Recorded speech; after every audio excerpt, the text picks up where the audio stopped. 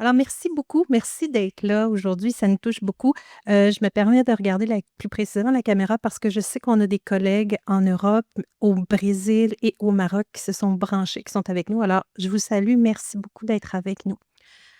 C'est un sujet qui nous passionne toutes les deux et qui pourrait faire qu'on en parle très, très longtemps, puis on est pressé dans le temps. Fait qu'ils ont joué un tour. Fait qu'il faut falloir qu'on fasse un tour de force. On va faire de notre mieux. Mais sachez qu'on a beaucoup de publications, beaucoup de trucs qui sont faits, puis s'il y a quoi que ce soit, on va être disponible sans faute. En fait, nous, notre famille, c'est le CEDEF et nous sommes des chercheuses de famille, hein. On est habitué d'entendre des médecins de famille, pharmaciens de famille. Nous autres, on est des chercheuses de famille. Comment ça qu'on est des chercheuses de famille? Parce qu'on s'intéresse justement au décor au délicat, à tout ce qui est, je dirais, l'extraordinaire dans l'ordinaire, dans le quotidien, dans le lien et c'est ce qui fait que ce qu'on fait, c'est différent. Et quand on dit qu'on travaille, en tout cas moi, quand je dis que je fais de la recherche, ils font: «Waouh, waouh, tu sais, puis quand en famille, ils font: «Ben non, on fait pas de la science de fusée, je m'en excuse». Par contre, quand on y pense sincèrement, c'est ce qui est plus près de chaque être humain. C'est ce qui va prendre toute la place quand vous avez des enjeux, dans les enjeux de couple, des enjeux avec vos enfants, qu'ils soient petits, grands, adolescents. Et c'est ce qu'on fait, nous, tout le groupe ensemble. C'est ce qu'on fait, c'est qu'on s'y intéresse à ça. On a parmi nous des collègues qui vont porter un regard plus particulier. Je regarde, on a Diane, on a Erika, je m'excuse, quand je suis nerveuse, on dirait que je vois pas bien. On a Tristan à l'arrière, on a plusieurs chercheurs qui vont se pencher sur des aspects plus précis de la famille et tous ensemble, on va regarder ça dans des angles différents, puis on va se compléter. Ce qui est particulier pour Karine et moi, entre autres, c'est qu'on s'intéresse à une réalité de la famille, c'est-à-dire qu'est-ce qu'on fait quand on a des enfants, qui se retrouvent sans parents? Tu sais, c'est quand même une question qu'on peut se poser. Donc les enfants sans parents je m'excuse, je vais refaire ça parce que je sais pas, je suis comme c'est compliqué et ça, peu importe la raison, que ce soit parce que les parents, ils sont pas là ou ils sont pas aptes ou encore parce qu'il y a eu des guerres, ou parce qu'il y a eu des catastrophes naturelles ou qu'il y a eu des épidémies qui font qu'on se retrouve sans parents. Pour toutes ces raisons-là, ben, on s'est rendu compte qu'il y a un impact. Il y a un impact majeur chez ces enfants-là qui va être tant au niveau de la santé physique que la santé mentale, qui va faire en sorte que ces enfants-là vont être exposés à une très grande vulnérabilité. Et ce qui est particulier, c'est ce qu'on fait avec ces enfants-là. Il y a pas une place dans le monde qui est pareille. Cette prise en charge-là des enfants qui ont besoin d'un tuteur de résilience, hein, d'avoir un parent, ben, il peut avoir différentes stratégies qui vont être faites. Et c'est un petit peu de ça qu'on va vous parler, Karine et moi, aujourd'hui. Et lorsqu'il n'y a pas de tuteur de résilience, ben, ils se retrouvent où ces enfants-là? Ben, malheureusement, ils peuvent se retrouver à la rue avec tous les enjeux que ça peut présenter. Pour ce qui est du Québec, c'est pas nouveau. D'ailleurs, lorsqu'on dit je fais de la recherche en famille, ça, c'est la première déception. Faut qu'on c'est pas de la science de fusée. Mais lorsque je dis je travaille en adoption, 100% du temps, je reçois une confidence d'une personne qui me dit: «Je suis adoptée, j'ai adopté quelqu'un, ma mère est adoptée, on a découvert que finalement telle chose» et c'est immanquable à chaque fois, peu importe le lieu et le pays, c'est toujours comme ça. Donc c'est quand même un sujet qui touche beaucoup de gens. Si on revient au Québec, ben, à l'époque, il y a une certaine époque où l'Église avait une présence plus importante. Avoir un enfant hors des liens du mariage, ça passait pas. Et ces jeunes femmes-là, puis je regarde Erika parce qu'il est notre sage-femme, elle sait très bien comment que c'était effectivement le cas. Donc très souvent, on va diriger ces jeunes mères-là vers des centres différents et les enfants étaient laissés dans les orphelinats, dans les crèches et on tentait, via la religion, d'encourager les gens à prendre en charge un enfant. C'était caché, c'était tabou, on n'en parlait pas. Dans le reste du monde, c'était pareil. On le cachait. Est-ce qu'on avait des endroits où on pouvait avoir une espèce de Lady Suzanne où on déposait un enfant, heu, ou accoucher sous X, c'est-à-dire de ne pas le laisser savoir? Oui, il y avait des places comme ça, mais la plupart des orphelinats dans le monde étaient aussi se retrouvaient voyez, la deuxième photo, c'est une photo que j'ai prise, lorsque je travaillais au Vietnam. On pourrait penser que c'est un sujet qui est lointain, qui est plus loin de nous. Mais pourtant, vous avez vu les médias récemment, ça touche des gens encore. Il y a beaucoup de parents encore en détresse. Il y a beaucoup de jeunes femmes en détresse.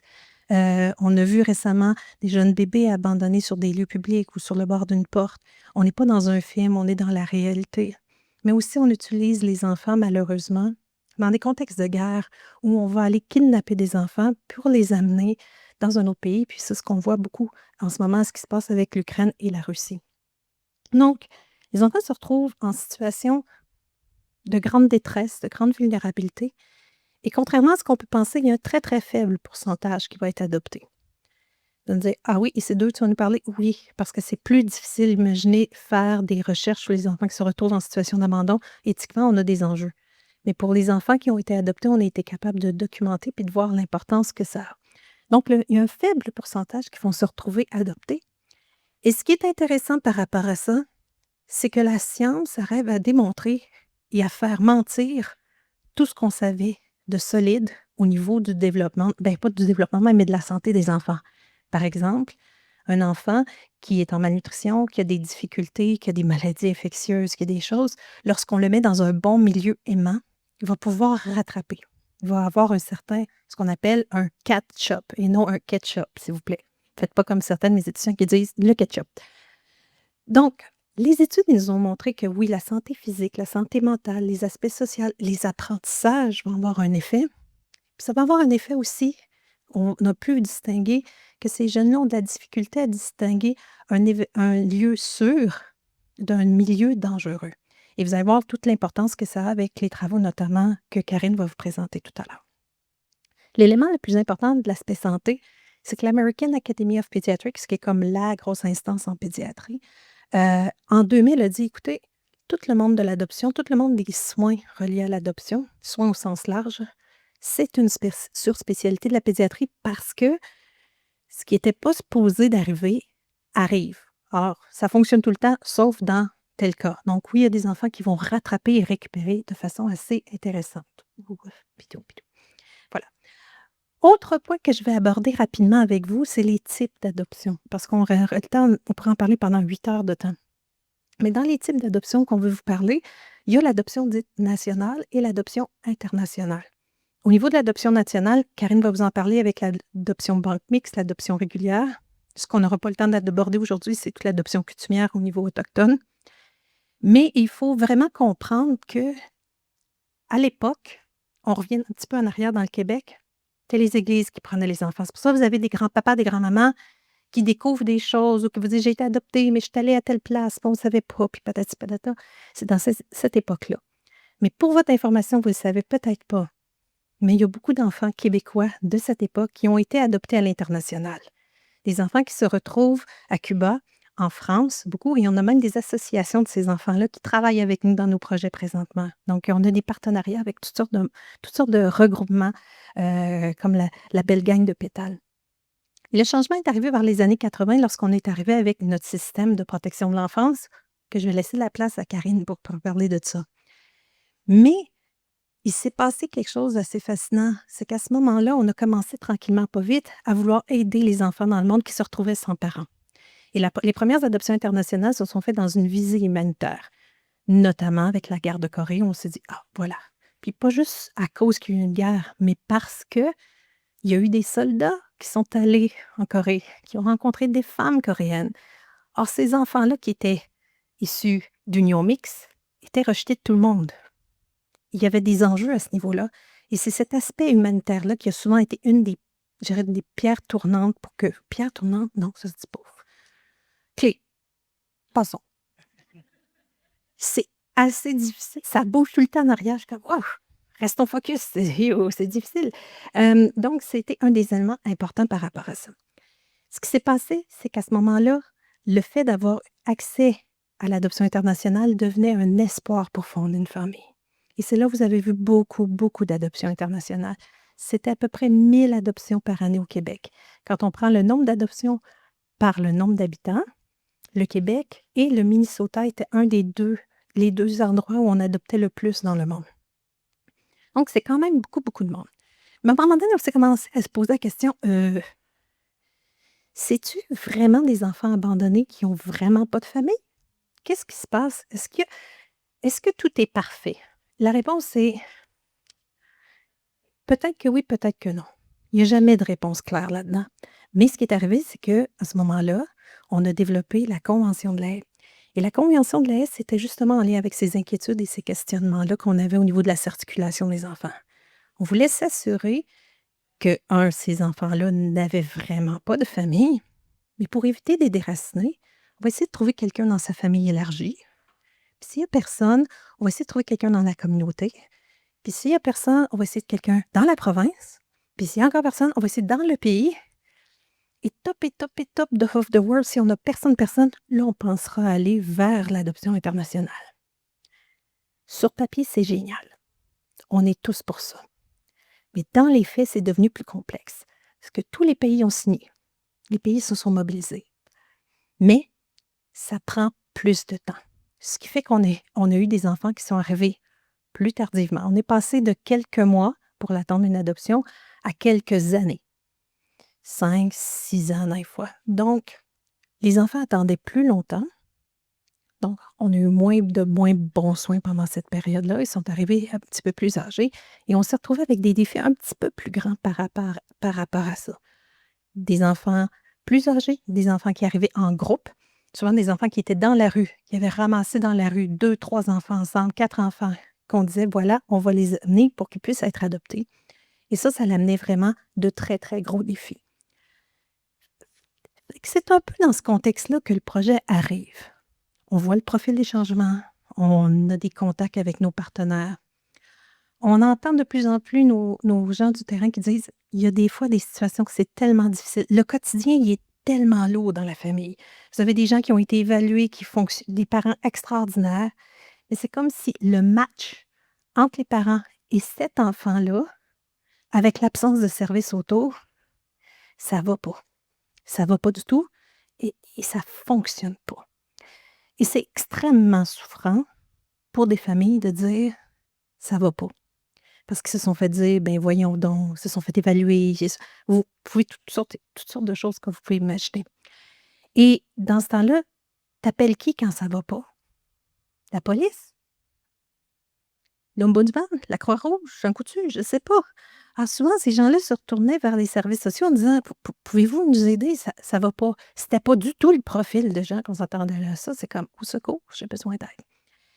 Et oui, il y a des familles qui se sont retrouvées en situation qu'on a nommée parce qu'on ne savait pas comment appeler ça. Puis c'est avec les parents. C'est les parents qui nous ont dit on va appeler ça des ruptures. OK, c'est bon, on va appeler ça des ruptures. Mais des familles qui éclatent, puis qu'il y a une rupture entre les membres de la famille où on va garder le lien, on va garder cette bienveillance-là face à cet enfant-là, mais on va mettre une distance. Soit qu'on va payer un appartement supervisé, soit qu'on va essayer de l'envoyer vivre chez une tante en semaine. On va le mettre pensionnat, on va s'assurer qu'il y a tout, puis qu'il y a ses services. On va essayer de trouver des stratégies. Et ça, on l'entendait sur le terrain, puis on se disait, je disais, j'ai l'impression que oui, il y a du social là-dedans, il y a de la psychologie, et les devoirs, les leçons, ça devenait il y a de l'éducation, il y a comme une patente, là, que melting pot. Ouais, fait que quand c'est compliqué, j'aime ça. Le ministère de la Santé et des Services sociaux, ils ont dit « Ouais, t'aimes ça? Super, on va te donner le mandat. Trouve une réponse à ça. » OK? Fait que la question est simple, question de recherche. Comment ça va la santé? Plus c'est simple, méfiez-vous de la réponse. Donc, je fais ça comment, moi? Parce que si je prends des outils qui existent déjà, c'est des outils qui ont été faits soit en psychologie, soit en service social, soit en nursing, soit en médecine. Parce que dans les congrès en adoption, il y avait une journée médicale. Le lendemain, c'était psycho, sociaux, ça change complètement. La dernière journée, organisme communautaire et service social. Il n'y a personne qui se parlait. C'est quoi cette histoire-là? On va essayer de mélanger tout ce monde-là. Hop là. Quelle est la meilleure idée pour créer nos outils? Puis savoir qu'est-ce que... On va faire des partenariats, puis on va créer les outils avec les gens. Comme avec Pétale, on s'est assis avec eux, puis on essaie de voir comment trouver les mots. Comment on nomme ça? Et c'est long. Mais c'est vraiment intéressant. Parce que la plupart du temps, les gens disent bah, tu vas poser la question comment ça va la santé, puis le monde va dire tout va bien. C'est après que ça commence. Tout va bien. Mais je vais te raconter une histoire. Et c'est là qu'on arrivait, puis qu'on arrivait à quelque chose. Donc, ça nous a permis de regarder la situation de la santé dans une perspective beaucoup plus large, mais de le regarder aussi dans une perspective de comment ça se passe dans le quotidien, ça c'est un, mais comment ça se passe aussi au point de vue de la trajectoire adoptive, donc le fait d'être en attente, d'adopter, mais aussi de la trajectoire de vie. Parce que souvent, on avait le défi de dire, on va regarder juste cette partie-là de la petite enfance. On va regarder juste l'adolescence. On va regarder juste le passage à la vie adulte. Oui, vous avez eu le droit de dire, t'es complètement folle. Mes collègues, ils me l'ont dit aussi. Mais on a dit, pourquoi pas? Mais on a dit, bon, ben c'est parfait, comment on fait ça? On va créer des outils, on va faire ça de quelle façon?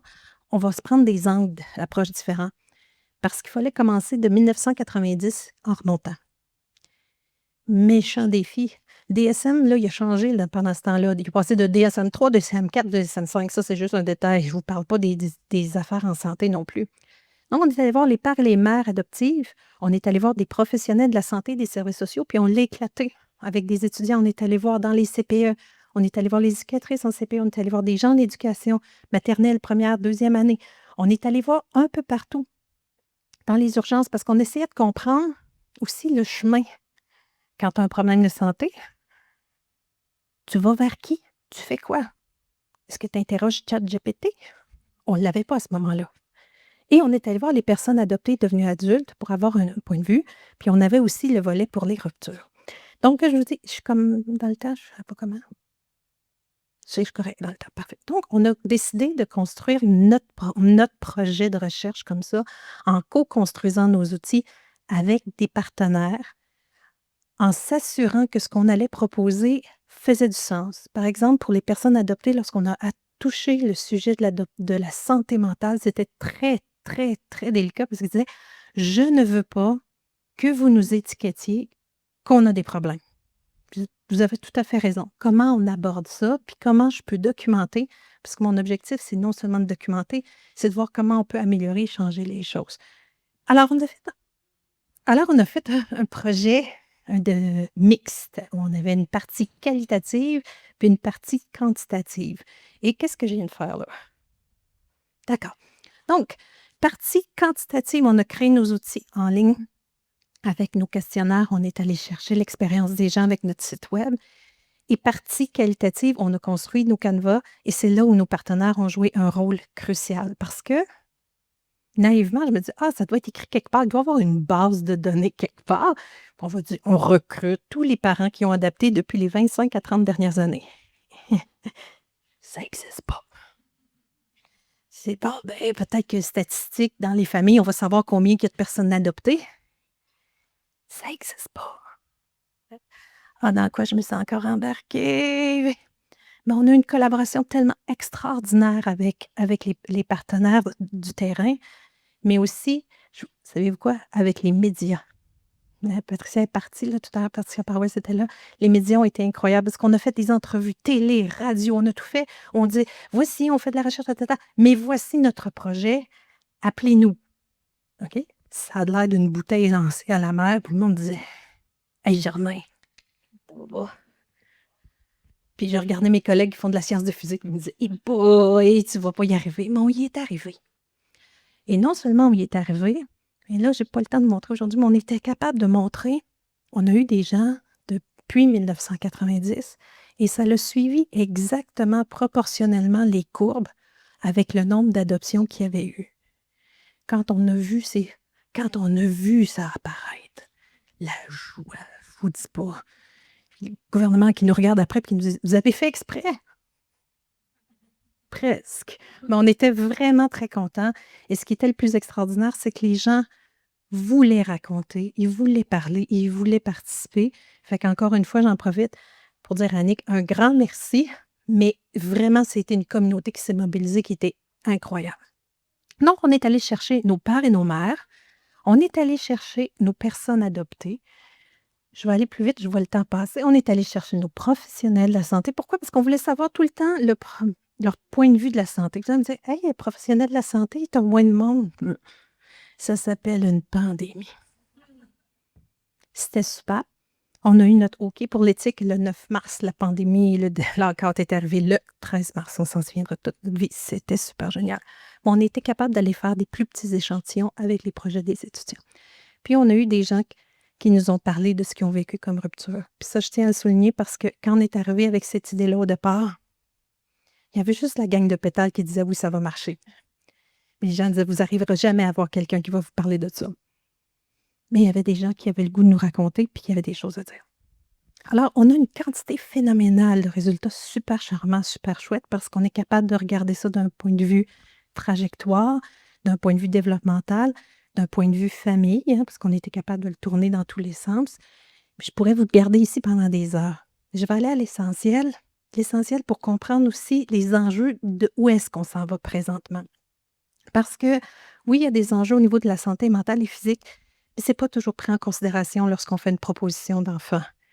Les gens sont tellement en désir d'enfant qu'on pourrait dire, vous signez ici pour adopter cet enfant et vous allez exploser et mourir sur le champ. Puis ils vont signer pareil. OK? C'est difficile de se projeter quand on a un désir d'enfant très grand, puis on peut tout à fait comprendre. Maintenant, qu'est-ce qu'on fait? Par exemple, quand on sait qu'un problème de santé, c'est un enfant, un problème de santé cardiaque, parce que c'est aussi l'enjeu. C'est qu'on a des pays qui disaient, mais ici, cet enfant-là, il ne pourra pas avoir ces soins-là, il ne pourra pas être opéré. Donc, on va le proposer en adoption, ça va lui donner une chance. Chouette, je suis correct dans le temps? Oui? OK, je me dépêche. Donc, ça a un impact très important pour la suite.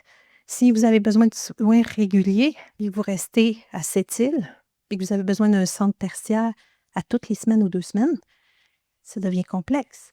Ça ne veut pas dire que ce n'est pas une bonne idée, ça veut dire qu'il faut juste s'assurer que le match avec les 2 parties fonctionne bien, puis que c'est bien fait, bien réfléchi et surtout bien accompagné.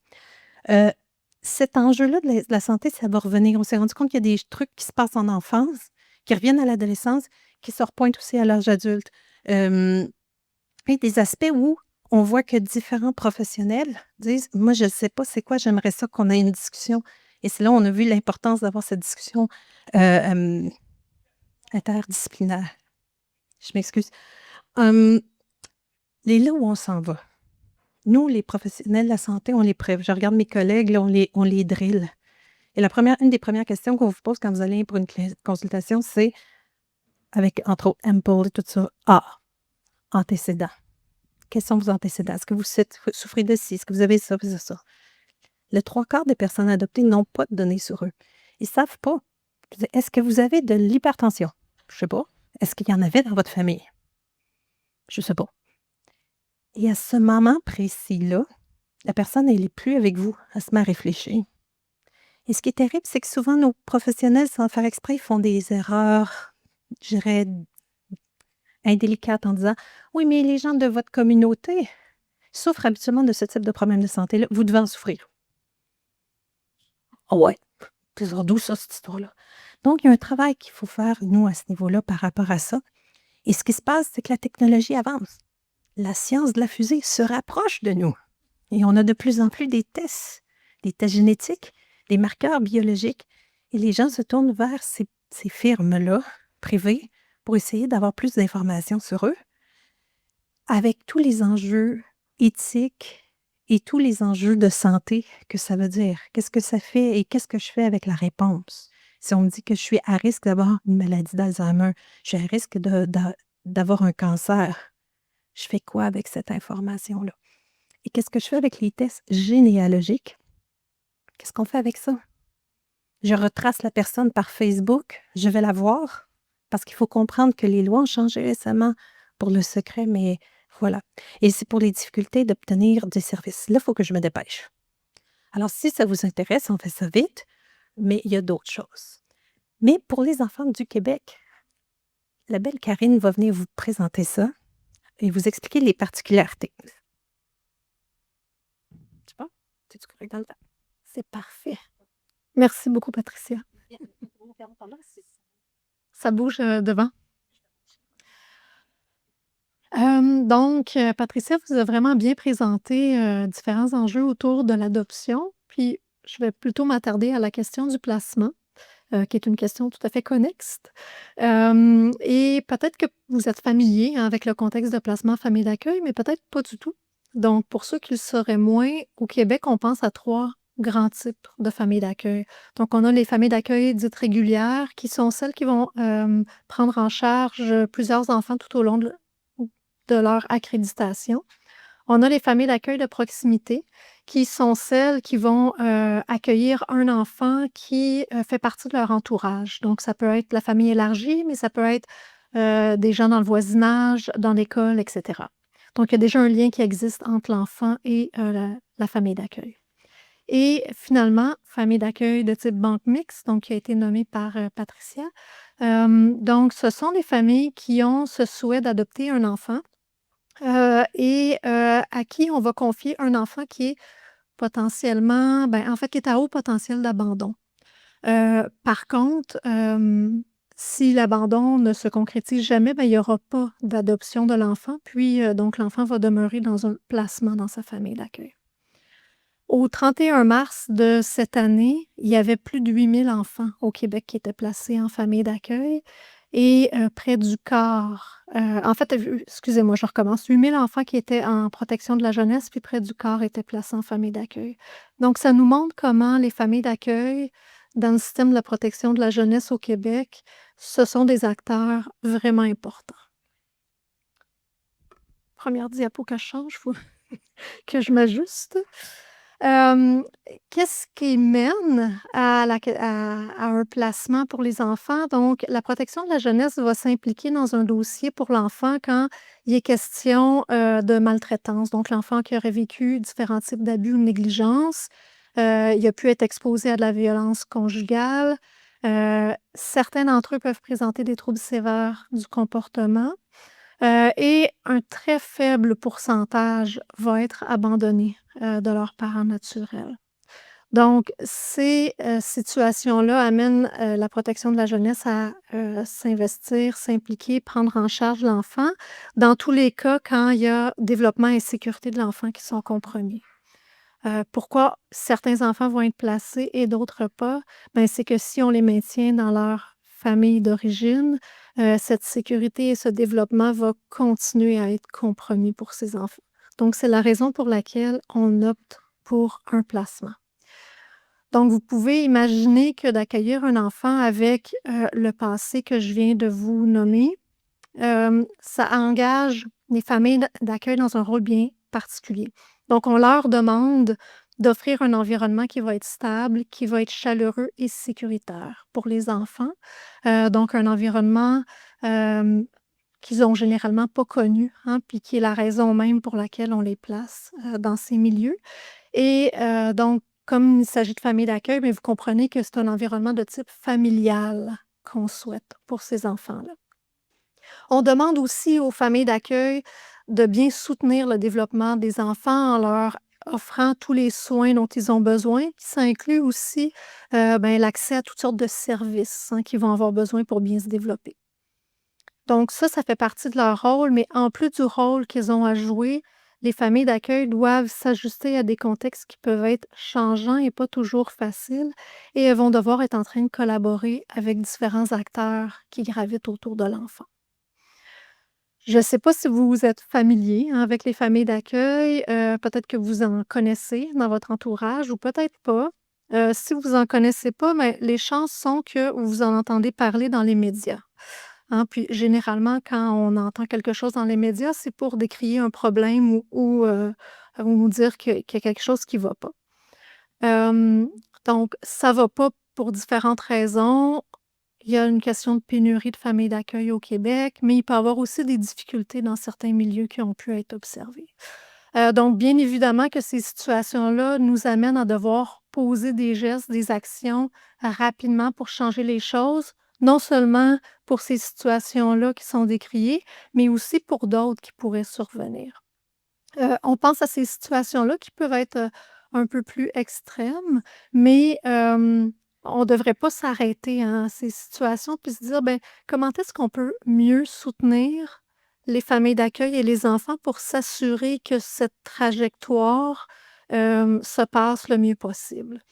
Donc ça se passe sur le terrain, dans les soins qui sont offerts, puis comme milieu universitaire, on peut se sentir un peu plus loin de ça, mais au contraire, on devrait se sentir extrêmement interpellé. Puis, on a tout à fait notre place dans cet écosystème pour essayer de comprendre qu'est-ce qui se passe, puis apporter notre voix pour faire en sorte qu'on puisse faire une différence pour ces enfants et ces familles.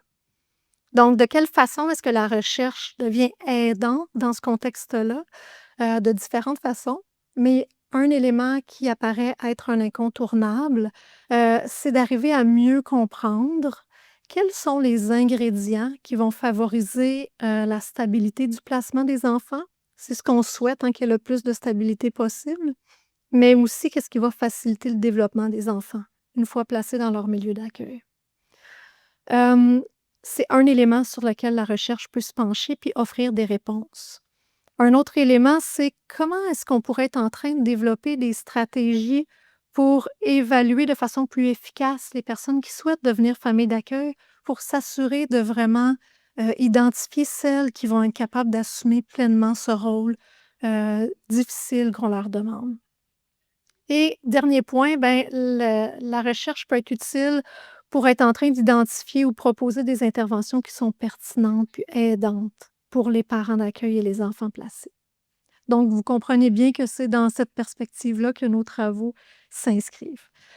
Une étude qu'on a menée, en fait, une méta-analyse qu'on a publiée en 2021 où on essayait de comprendre, est-ce que les enfants qui sont placés en famille d'accueil, puis là, je parle enfants, adolescents, là, du 0 à 18 ans, est-ce qu'ils sont plus à risque de présenter des problèmes de santé mentale que les autres enfants?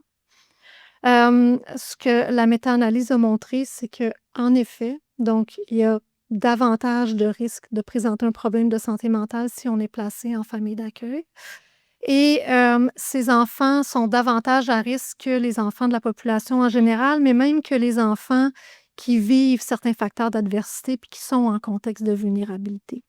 Puis ce qu'on peut voir, c'est que les enfants placés en famille d'accueil sont autant à risque de présenter des problèmes de santé mentale que ceux qui, ont subi de la maltraitance et qui demeurent dans leur famille d'origine, mais aussi que ceux qui sont dans des échantillons cliniques, donc qui sont surreprésentés en principe en termes d'enjeux de santé mentale. Fait que ça, c'est un résultat quand même qui est important, qui nous dit, ben, donc on doit faire quelque chose pour continuer à soutenir le développement des enfants, même une fois placés dans le milieu d'accueil. D'autres résultats intéressants qu'on a trouvés dans notre méta-analyse, c'est le fait que, ben, c'est pas tous les enfants qui sont à risque de la même façon. Les enfants qui sont placés dans des familles d'accueil de proximité présentent moins de risques, hein, donc ils n'ont pas davantage de risques de présenter de santé mentale que les autres enfants, ce qui est un élément important à avoir en tête. Puis ce qu'on a pu voir aussi, c'est que moins ils ont subi de déplacements, donc plus il y a eu une stabilité du placement, moins ils présentent des problèmes de santé mentale. Et plus la longueur du placement est grande, ben, plus ils arrivent à rattraper. Donc, on a ici des facteurs de protection importants qui sont associés à la façon dont le placement a été réalisé. Maintenant, on peut se demander, est-ce qu'il peut y avoir aussi des facteurs de protection dans le milieu d'accueil? Donc, vous me voyez venir, là, c'est une autre question de recherche à laquelle on a tenté de répondre. Et on a identifié 3 facteurs qui sont interreliés, mais qui sont vraiment importants pour, le développement de l'enfant, pour son adaptation, mais aussi pour la stabilité du placement. Donc, la sécurité d'attachement que l'enfant va développer à l'égard de son parent d'accueil est un élément extrêmement important. La sécurité d'attachement que le parent d'accueil lui-même a par rapport aux personnes significatives dans sa vie joue un rôle puis devrait aussi être considéré. Ces éléments-là sont particulièrement importants quand on pense que l'attachement est intimement lié à la qualité des soins qui sont offerts à l'enfant et donc le fait que l'enfant est placé dans un milieu où le parent d'accueil, est chaleureux, est sensible à ses besoins, arrive à bien les décoder puis à s'y ajuster, ça fait une grande différence. Puis dernier élément qui est important, c'est le niveau d'engagement du parent d'accueil. Ici, on parle d'un engagement affectif, donc de s'investir auprès de cet enfant-là d'une manière très particulière. Donc des résultats qui ont été publiés, puis d'autres qui sont, à venir, donc une étudiante à Karine Poitras et moi, Rosalie Caron, qui a soumis un article autour de cette question-là. Hem, le fait d'arriver à bien identifier des éléments, des facteurs de protection dans les milieux d'accueil nous amène à réfléchir à la question de l'évaluation des postulants qui souhaitent devenir des familles d'accueil. Donc, est-ce qu'on peut, à même le processus d'évaluation, être en train d'identifier les familles qui pourront présenter ces facteurs de protection ou pourront les actualiser au quotidien avec l'enfant? Puis ici, c'est une série de projets qu'on a réalisés, vous avez plusieurs chercheuses là que vous voyez, et chercheurs. Donc, je les nomme, Karine Poitras, Diane Saint-Laurent, Nicolas Berthelot, qui sont des professeurs de l'UQTR, et qui sont affiliés, au CEDEF. Puis on a aussi, Marie-Pierre Joly et Marie-André Poirier de l'Université de Montréal. Les projets qu'on a faits sont vraiment intéressants parce que, c'est pas nous qui avions eu au départ cette idée de projet. C'est vraiment les milieux cliniques qui ont cogné à notre porte puis qui ont dit: «On a cette question-là. Est-ce que vous pouvez, s'il vous plaît, répondre à cette question?» Et on leur a dit: «Ben, on aimerait, mais on n'a pas de réponse simple à vous donner. On vous propose de faire une recherche ensemble pour la trouver, cette réponse, à votre question qui est très pertinente.» Et donc, ça nous a amené d'abord avec le CIUS Centre-Sud de l'île de Montréal, puis avec le CIUS Mauricie Centre du Québec et de la Capitale-Nationale, à développer, un projet qui nous a permis de co-construire avec les intervenants et avec les chefs de service, un outil qui permet d'évaluer les représentations d'attachement des postulants. Donc, vous vous rappelez, c'est un facteur de protection important. Donc, si on arrive à bien évaluer ça, ben, peut-être qu'on va, avoir plus de succès ou mieux identifier les familles, d'accueil, qu'on souhaite s'investir auprès des enfants. Et donc le projet nous a amenés à développer l'outil, à s'assurer qu'il est adéquat pour, le milieu, mais aussi à le tester, empiriquement, donc à le valider. Hem, est venu d'autres projets en lien avec ça qui ont été davantage, pilotés par Karine Poitras puis qui sont en cours aujourd'hui. Donc l'idée de faire un état des lieux de l'ensemble du processus d'évaluation des postulants pour arriver à identifier les meilleures stratégies d'évaluation et éventuellement faire des recommandations, puis tester un protocole d'évaluation, robuste. Donc on en est là. Dans tout ce qui touche l'évaluation, des postulants. Même si on arrive à identifier les familles qu'on pense qu'elles vont être les meilleures pour jouer leur rôle auprès des enfants, reste que c'est un contexte bien particulier. Puis je trouve, Patricia, tu l'as bien amené aussi avec l'adoption, mais c'est pas simple d'accueillir un enfant, avec, ce passé-là. Donc il y a différents facteurs qui vont être en train d'interférer. Naturellement, le bagage du parent, d'accueil, mais qu'on essaie de capter à travers nos évaluations. Mais il y a aussi le bagage de l'enfant placé, hein, qui arrive avec son histoire relationnelle à lui, avec les traumatismes dont on a parlé plus tôt, avec généralement une grande difficulté à faire confiance aux adultes parce que ça n'a pas été possible dans son parcours de vie. Une grande difficulté aussi généralement à connaître ses besoins, puis à pouvoir les partager aux adultes significatifs, puis, à pouvoir s'appuyer sur eux. Donc, vous imaginez, hein, le défi que ça peut représenter pour un parent d'accueil de décoder les signaux, de les comprendre avec des messages qui peuvent être difficiles, contradictoires. Donc on leur en demande beaucoup. Et autre chose qu'on ne peut pas perdre de vue quand il est question de placement en famille d'accueil, c'est l'aspect un peu plus instable de cette mesure-là. Même quand il y a un placement jusqu'à majorité qui est proposé pour un enfant, c'est comme si on ne peut pas s'appuyer de la même façon sur, la permanence de cette relation-là. Il y a tout le temps le risque que quelque chose change, autant du point de vue de la famille d'accueil que du point de vue de l'enfant qui est placé. Donc c'est des éléments à garder en tête puis qui peuvent rendre difficile au quotidien, la relation entre le parent d'accueil et l'enfant placé. C'est pourquoi on doit aussi être en train de réfléchir à comment on peut mieux soutenir, ces familles et ces enfants pour s'assurer que les choses se passent bien entre elles, puis qu'il y ait pas des difficultés qui émergent dans leur relation. Donc on propose l'intervention relationnelle. En fait, c'est une intervention qui m'apparaît tout à fait pertinente, importante dans ce contexte-là. C'est une intervention qu'on a développée au Québec en collaboration avec des intervenants de la protection de la jeunesse, puis c'est beaucoup utilisé dans ce contexte-là, mais très peu avec les familles d'accueil, malheureusement. Pourquoi ça me semble un incontournable, ce type d'intervention auprès des familles d'accueil?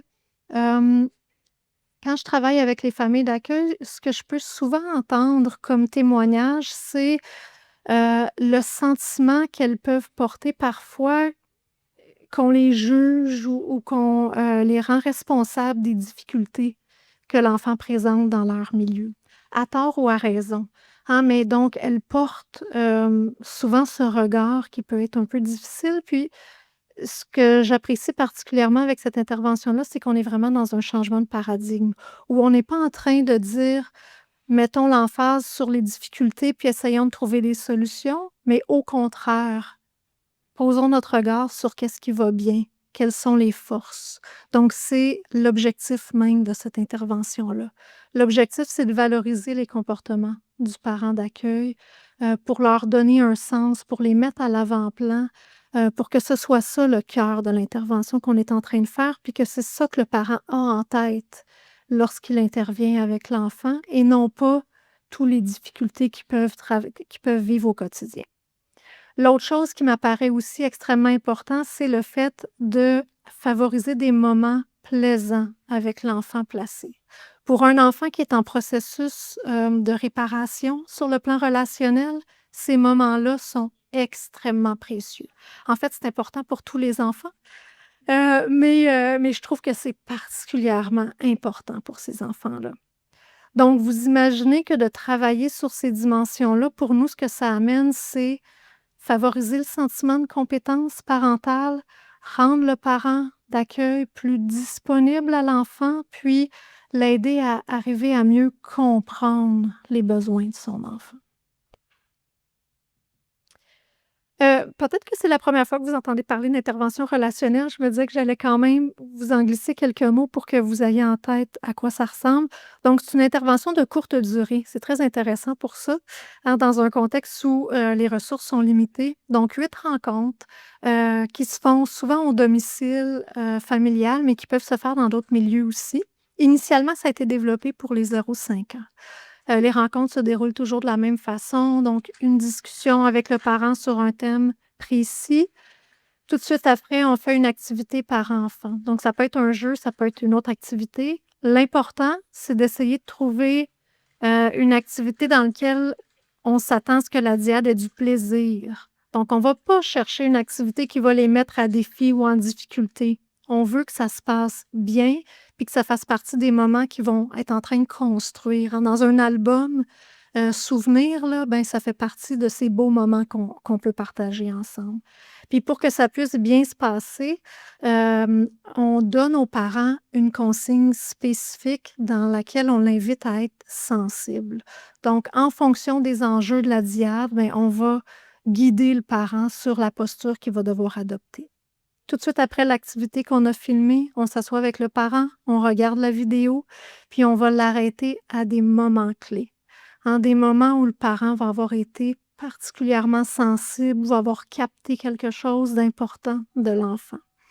Heu, on accorde de l'importance à ces moments-là, on les rend visibles, on tente de comprendre l'impact de ces moments, puis de ces comportements sur l'enfant. Pour un parent d'accueil qui a l'impression que, ce que l'enfant a vécu avant a été très perturbant, puis que c'est comme s'il arrive avec des grandes difficultés, puis qu'on peut être découragé par moment, de se dire: «Ah, ben, dans ces petits moments-là, je le vois, l'impact positif que j'ai sur l'enfant, c'est important». Puis on termine avec un retour sur les éléments importants de la rencontre et sur ce qu'on souhaite que le parent d'accueil mette en place, jusqu'à la semaine suivante. Donc vous voyez qu'à travers ces activités, ben, on, travaille à renforcer la sensibilité parentale.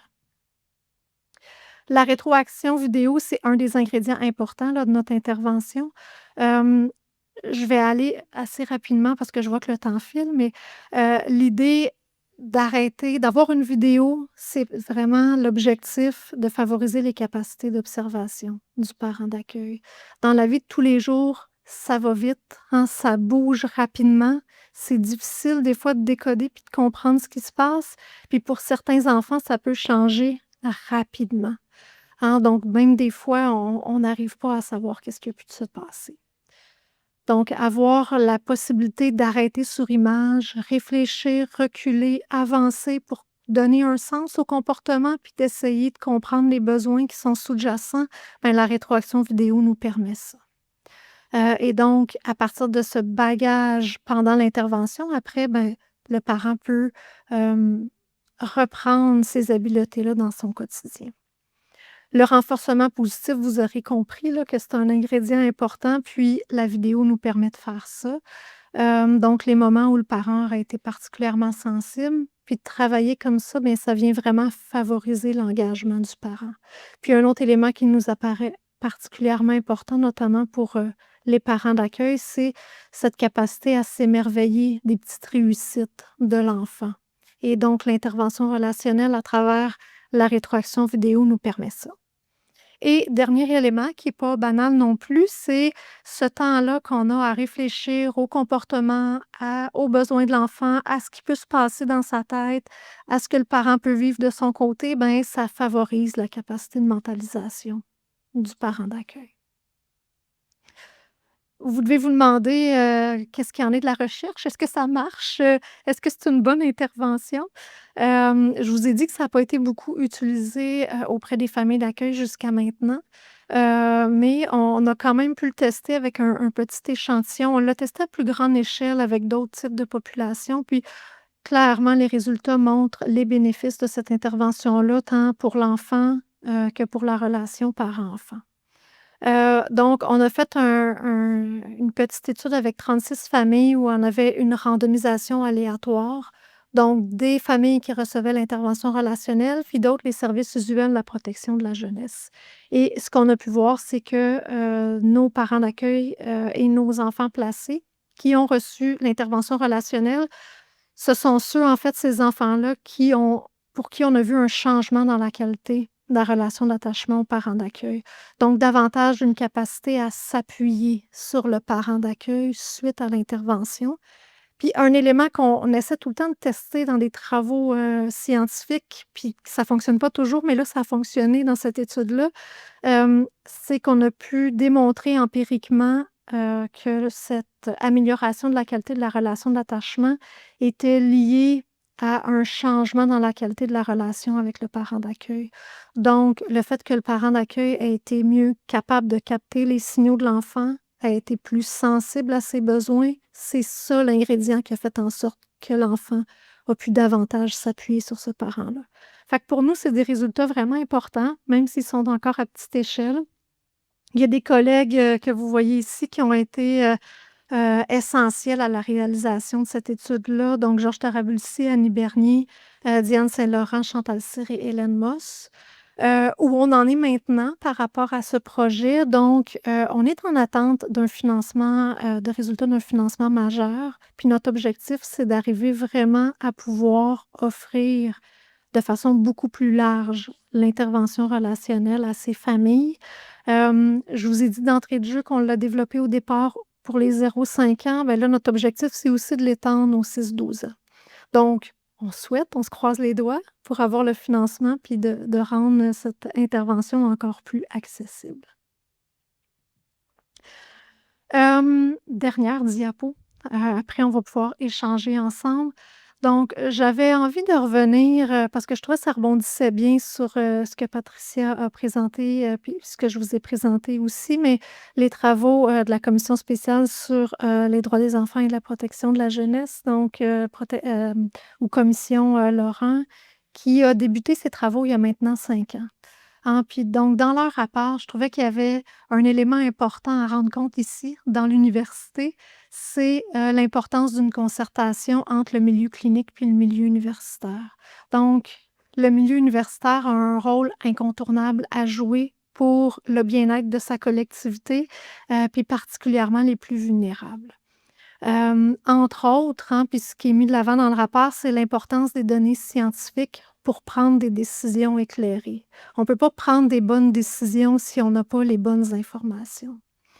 Mais pour que ça puisse se faire, il faut aussi que la recherche soit en train de répondre aux préoccupations du milieu clinique, hein. Il ne faut pas que ça fonctionne en vase clos ou en silo. Il faut qu'on travaille ensemble. Puis il faut qu'on arrive, à travers la recherche, à donner une voix à l'ensemble des acteurs qui sont concernés. Puis vous aurez compris que, ben, c'est un peu à ça qu'on s'affaire, au CEDEF, donc c'est ce type de projet qu'on vise à mettre en place.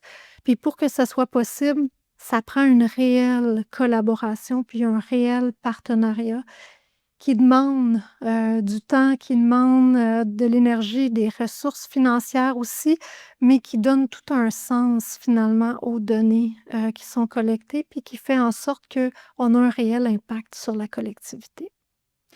Donc, heu, Patricia a présenté un peu plus tôt certaines cahiers, hein, au niveau des résultats, qui ont été obtenus dans le projet d'option, international.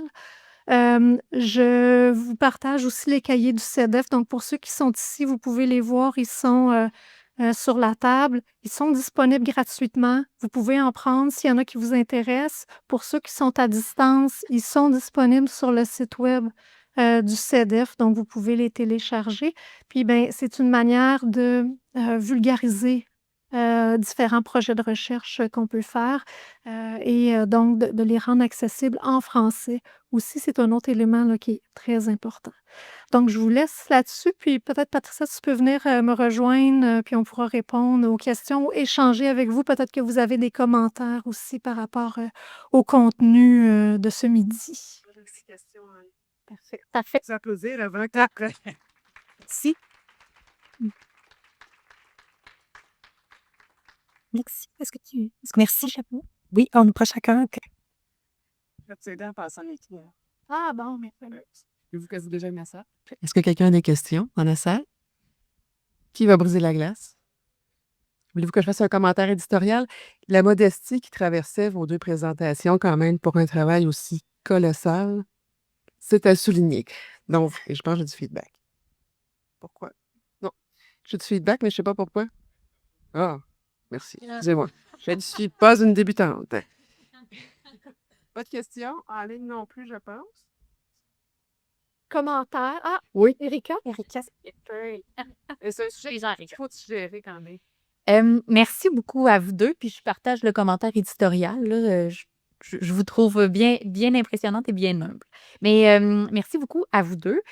Je me demandais, la question est pour Karine, je trouve que l'intervention relationnelle est franchement très intéressante pour, les parents adoptants, les parents de famille d'accueil.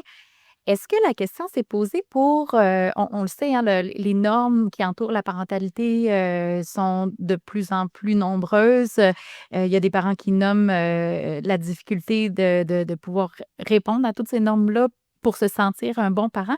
Est-ce que l'intervention relationnelle a été envisagée ou a été testée auprès de parents qui vivent de l'épuisement parental, par exemple, chez qui, tu sais, tu nommais en fait que Mmh. les parents de familles d'accueil, arrivent, parfois avec la pensée que leur enfant arrive brisé, mais pour un parent en épuisement parental, certains portent la pensée qu'ils sont de mauvais parents parce qu'ils n'arrivent pas à répondre aux normes. Donc dans les 2 cas, il y a comme un parasite relationnel.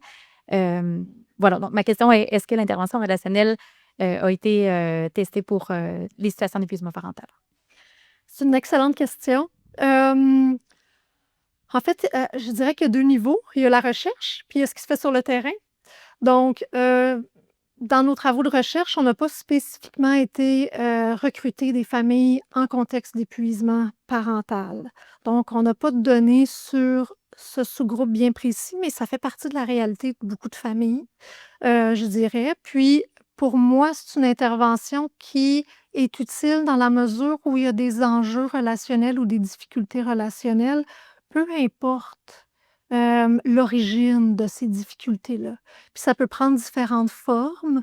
On l'a testé avec, par exemple, des parents, et des enfants autistes. Donc, là, on a eu une particularité autre, mais on l'a testé avec des familles en contexte de vulnérabilité, des familles, en contexte de réhabilitation, en contexte de séparation, parentale aussi. Donc dans différents contextes, puis ce qu'on voit, c'est qu'elle est utile parce qu'elle s'adapte. Tu sais, vous avez pu voir là, il y a comme 4 grandes catégories de ce qu'on est en train de faire, mais on est constamment en train de s'ajuster à: «Mais c'est quoi le besoin pour cette famille qui est devant moi? Donc comment je vais arriver à m'ajuster pour répondre aux besoins?» Puis ce besoin, ben, il est changeant, fait qu'on s'ajuste aussi pendant l'intervention. Ah, maintenant, on a besoin de travailler plus cette dimension-là. Puis donc, pour moi, ça va, peu importe le type de population, dans la mesure où on veut travailler la relation. On n'a toujours pas de questions en ligne. Tu compléter? Excuse-moi, je tu Non, je OK, OK. C'est une question intéressante. Est-ce que quelqu'un a une question dans la salle? Moi, j'aurais peut-être envie de souligner aussi, quand même le caractère exemplaire du type de recherche en partenariat que vous effectuez. Puis je vais revenir sur la modestie, c'est que ça a l'air facile, ça a l'air simple, mais on s'entend que vous travaillez dans un domaine excessivement complexe, où il y a beaucoup de sensibilité, où il y a une multiplicité d'acteurs. Est-ce qu'il y aurait des, comment je pourrais dire, des clés ou des éléments que vous avez découverts qui étaient facilitants? C'était quoi la clé de votre succès? Parce qu'on s'entend que c'est quand même une recherche qui est couronnée de succès, ou en tout cas qui a bien avancé. Avez-vous des clés à donner? As-tu as-tu des clés? As-tu des clés? Ben, As-tu des clés? Sinon, je peut-être je suis une chercheuse en attachement, hein, fait que, ma lunette attachement vient tout le temps, fait que le relationnel, je pense, est vraiment important. Fait que, pour moi, c'est la clé. C'est de travailler ensemble, en relation, d'être sur le terrain, d'être présent, de faire ces ponts, puis de les actualiser tout le temps aussi, de pas les prendre pour acquis. Fait que ça, je pense que c'est un élément qui est fondamental. ouais, Prendre ouais. soin de la relation, ouais. Mettre du temps et de l'énergie sur ce prendre soin-là, sur cet aspect-là, heu, accepter d'être à contre-courant. Parce qu'on a beaucoup de pression, parce que je veux pas dire un sujet tabou là, je m'en excuse, mais on a beaucoup de pression pour publier, aller rapidement et tout ça. Et c'est un petit peu prendre le temps avec les milieux, qu'ils soient communautaires, qu'ils soient cliniques, avec les étudiants. Ça demande de se mobiliser, mais je pense que tu vas probablement être d'accord avec ça, c'est arriver à faire sens avec ce qu'on fait au quotidien. Mmh. Parce que c'est ça qui mène le bateau. Si si ça fait sens avec ce qu'on sait que ça va donner quelque chose, on le fait pour pour les gens, pour qu'il y ait une plus-value, puis que ça retourne vers les clientèles. Je pense que c'est ça qui est peut-être la clé. Sinon, ça marche pas. Mais il y a des hauts, puis il y a des bas, là. Faut pas se penser c'est comme Sans doute, hein? On a une question en ligne. Je vais préparer vos questions dans la salle pendant que je me rends à mon ordinateur. Je suis sûre, on va pouvoir prendre une dernière question après celle-là. Merci Marie-Philippe. La main levée en ligne. Ah, Pétale Québec. Oups. Bonjour. Est-ce qu'on Bonjour, Patricia. Bonjour Daniel. Bonjour, Annick, ma collègue. Patricia, c'est un petit commentaire parce que tu te souviens comment on a eu de la difficulté quand on a fait des focus group au début de ta démarche. Est-ce qu'on parle d'échec? Est-ce qu'on parle de rupture? On avait la difficulté à trouver le terme qui était le plus, je dirais, le plus proche de la réalité de ce que peut être un lien quand on adopte un enfant. Et tu te souviens, je t'avais dit, non, non, il faut pas le voir comme un échec, il faut pas le voir comme une rupture, mais c'est comme si la proximité doit se vivre à distance. Donc, on avait parlé de rupture de proximité. Mais j'aime toujours pas le mot rupture. Alors, pour ma part, pour mon vécu de mère adoptive, je dirais plus qu'on a tenté de trouver la distance, la distance la plus, je dirais, la plus harmonieuse, la moins réactive, de pouvoir conserver un lien avec des enfants qu'on avait adoptés. Oui. Et quand cette distance-là demande être une distance de lieu et de temps, garder le lien, maintenir le lien, soigner le lien dans des conditions si restrictives, c'est extrêmement difficile. Et je pense qu'on a encore beaucoup à réfléchir sur cette situation des familles adoptives là, que tu as beaucoup écouté, observé. On a travaillé ensemble. Je pense qu'on a encore à redéfinir ces termes-là pour être Oui. beaucoup plus proche de la réalité Oui. du lien des familles adoptives dans les contextes difficiles. Tu as tout à fait raison, Daniel. Puis c'est complexe parce que euh, parfois aussi, quand on commence à changer la lunette, on a travaillé ensemble à partir du point de vue des parents. Quand on commence à regarder, puis on écoute les jeunes, les personnes adoptées, comment ils le définissent, on vient c'est difficile, puis la langue, des fois, on n'a pas trouvé encore le meilleur mot, puis dans tout ce qu'on écrit là-dessus, on n'a pas trouvé, je pense que la mise à distance, là, quand on a discuté de ça, c'était une façon intéressante d'en parler. On n'a pas trouvé la meilleure façon pour le nommer. Il y a plusieurs réalités comme ça qu'on va arriver avec une difficulté à nommer. Fait que merci pour cette précision parce que vous voyez comment ça peut être long des fois pour trouver le bon mot, puis des fois on ne le trouve pas. Puis ça demande aussi beaucoup d'humilité, puis des fois on fait des présentations, puis on va dire, ben, on n'est pas sûr que c'est le bon mot, mais pour l'instant, on en arrive à ça. Fait que merci beaucoup, Daniel. Ben oui, Mais c'est si ça. j'ai encore le micro, Oui, oui. j'ai encore le micro pour Patricia. Oui. C'était pas du tout pour remettre en question les mots que vous utilisez, mais Oh non, je sais. comment la complexité Oui. de pouvoir trouver les mots qui font sens pour les familles adoptives qui le vivent. Oui. Non, c'est peu importe le mot, c'est comment on peut accompagner, soutenir les parents pour justement éviter une rupture définitive qui là est dramatique. Mais je pense que pour l'éviter, il faut savoir accompagner puis trouver une façon de pouvoir mieux soigner le lien de ces familles adoptives là, qui sont peut-être en grande difficulté. Tout à fait, tout à fait. C'est comme ça que je l'avais compris aussi. Mais je pense que ça montre aussi la difficulté qu'on a parfois de mettre des mots pour exprimer des choses et On voit qu'il y a un souci de ça aussi. Oui. Je pense que ça amène probablement la modestie que je soulignais au début. Il y a un soin aussi dans les mots qu'on choisit quand on prend soin des gens, des relations, forcément, là. Il est 13h20. Nos 2 conférencières sont attendues pour un atelier de réflexion, justement. Mais j'aimerais quand même, vous remercier d'avoir été là, remercier l'équipe du VRRD qui a contribué à l'organisation de l'événement, les gars à la technique aussi, puis, ben, ma collègue Caroline, là, qui a travaillé fort sur la ligne éditoriale des Midis de la recherche, puis qui a amené à la conférence de ce midi. Donc, merci encore. Merci beaucoup. Merci. Merci à votre présence.